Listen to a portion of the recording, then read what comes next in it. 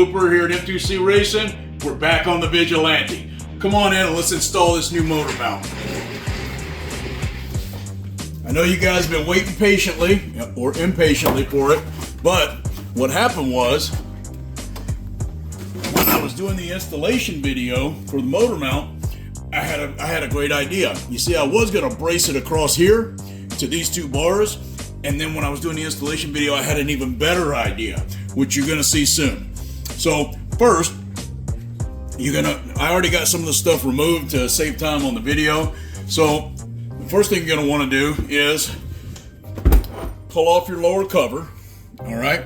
And you're going to remove the motor mount with these 3 bolts, okay? And you'll have to, remove the bolts here as well to get the cover off, okay? And you're going to want to remove the stock gear cover and then take the stock gears out. They just pop out.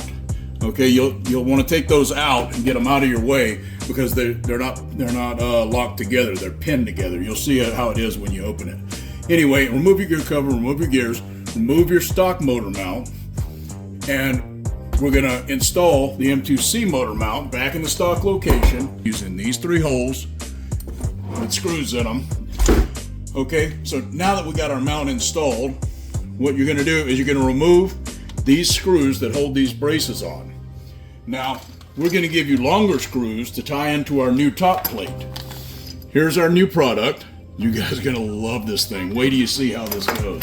So the first thing we're going to do to get this going is we're going to take these 2 screws out.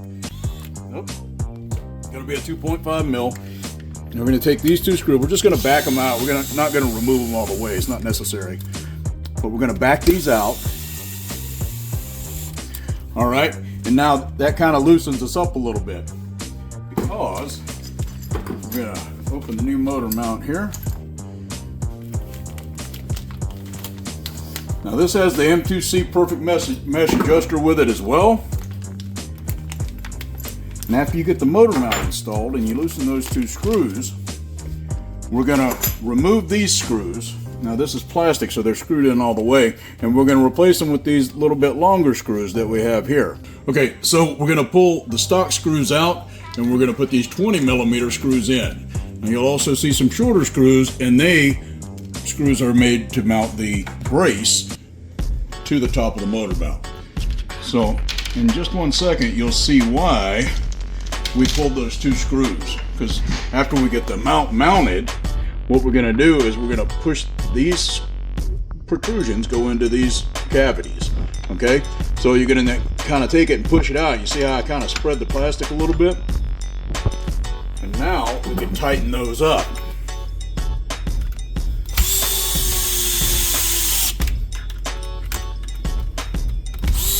Because I felt like it might damage something on the plastics if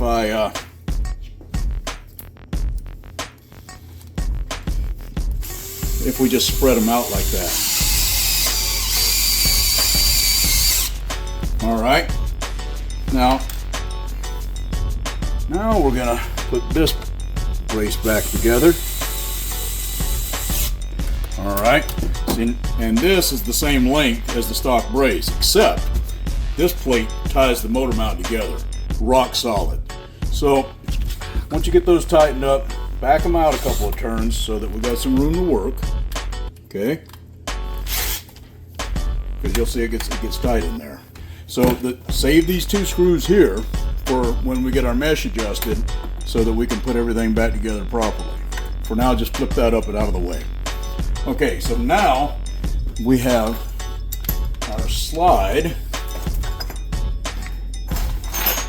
Where did our slide go? So now we're going to take our hardware pack and our slide and put this big old monster motor in. All right. Got this open now. Now we've got a whole big old handful of hardware here. So what we're going to do is these socket head screws and the washers will come in from the side. Okay? And the flat heads will come through the slide and into the motor. Okay? What do with any motor, not just these big old motors, is run these screws in by hand. All right? And make sure that this screw can't go so deep that it's going to damage your motor. You do not want to mess up your motor with a screw trying to mount it. I mean, I can't imagine a worse day than to destroy my motor with an electric screwdriver because I didn't want to be patient and do it by hand. Do you have to? No, but there's been plenty of times that I was working on something and been like, oh yeah, I know how to do this. I've done this 1,000,000 times and screwed something up. So don't be that guy. You might want to use some Loctite on those screws. Up to you. I recommend blue Loctite anytime you're going metal to metal. So we got our slide installed. Okay, and we're going to drop our gears in. All right. Now, you're going to want to take a tool like this and modify your gear cover. All right. What I did is I came in and I clipped this way, and then I clipped this way, and then I took a pair of pliers and I broke it along those two cut lines. I grabbed it right where the cut lines were, and I broke the piece out so you can get clearance for that big gear. All right. So you'll want to install your gear cover next. Of course, you'll want to put your screws in. So now we're going to put our gear on. So I'm just going to put it on there lightly right now. I already got the set screw installed. Might want to put Loctite on that too because they're notorious for coming off. So what I'm going to do is, this is just my personal way of doing it. This is a 35 tooth that I'm putting on here right now. I'm going to drop it right into the middle of that gear. And now I'm going to finish tightening it down on the shaft. So now I'm going to remove the motor. Now, as you can see, a 35 just barely clears, so you may have to play with that. Come in here and get that. You may have to play with that a little bit on the cover trimming for whatever your preferred gear ratio is. So I'm going to use one of the lower holes. There's 3 holes you can use.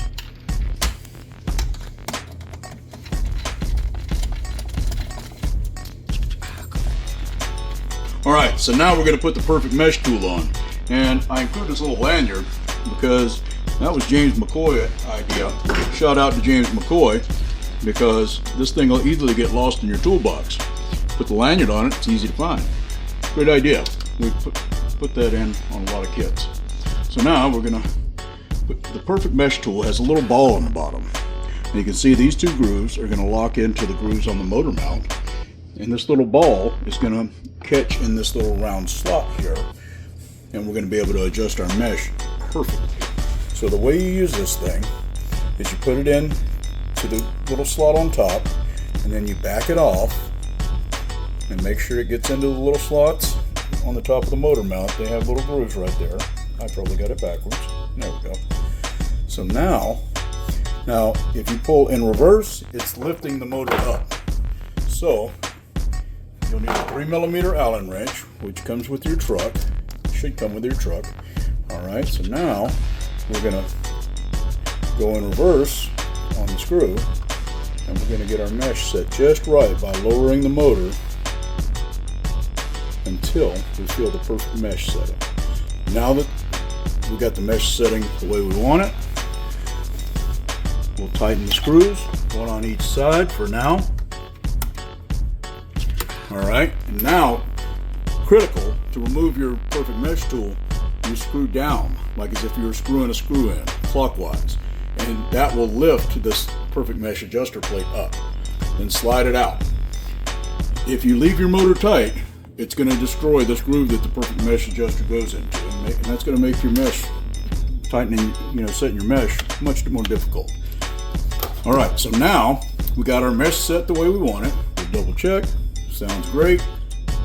And now we'll install 2 more screws into the slide, whether upper or lower, depending on your gearing. All right, now that that part is complete, set the big tools to the side. We can drop the brace plate on top. Now we're going to go back and get our 2 shorter screws. I believe these are 12s, M4 by 12. Now we can lock this sucker down. Now if you want to get the XLX2 to match this Castle motor, or